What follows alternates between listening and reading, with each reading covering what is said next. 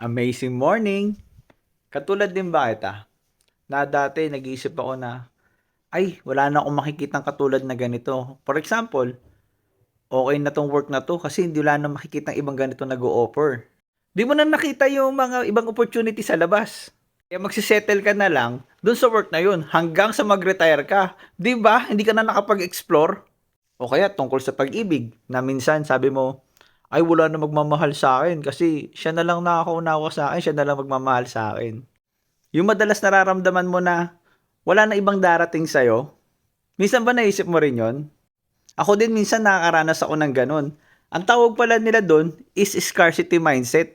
And hindi pa na maganda yung gano'ng mindset, no? Kasi feeling mo lagi, puro negative, no? Lagi ka nakapokus sa negative pag gano'n yung nasa isip mo.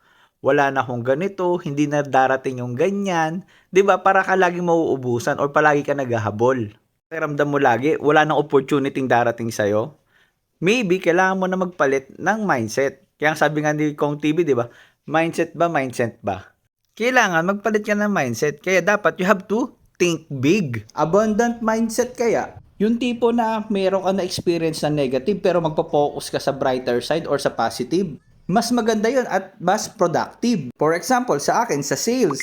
Kunyari, inoferan ko ng product or service yung kamag-anak ko or kaibigan ko. Hindi nag-avail. Mag-e-emote na ba ako? Syempre hindi. Kasi baka mamaya, hindi pa pala niya kailangan yung produkto ko or yung service ko. Iisipin ko na lang na mas maraming tao sa social media na pwede kong operan, di ba? Tungkol naman sa pag-ibig, di ba may mga tao nag-i-stay sa toxic relationship kahit talagang wala na talagang patutunguhan? Kasi iniisip nila, ay ito na lang yung magmamahal sa akin. Pero mali pala yon. Pag nararamdaman mo na hindi talaga kayo para sa isa't isa, maybe time to let go na rin yon. Kasi meron tao na para sa'yo sa malupit na mundong to.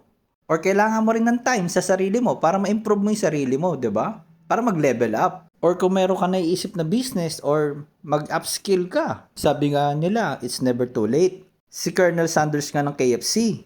62 years old na siya nung nag-boom yung KFC. Imagine, ikaroon pa siya ng business career from 62 years old to 90 years old. Yun malupit. Kung umabot ka sa part ng video na to, baka sign na to ni universe.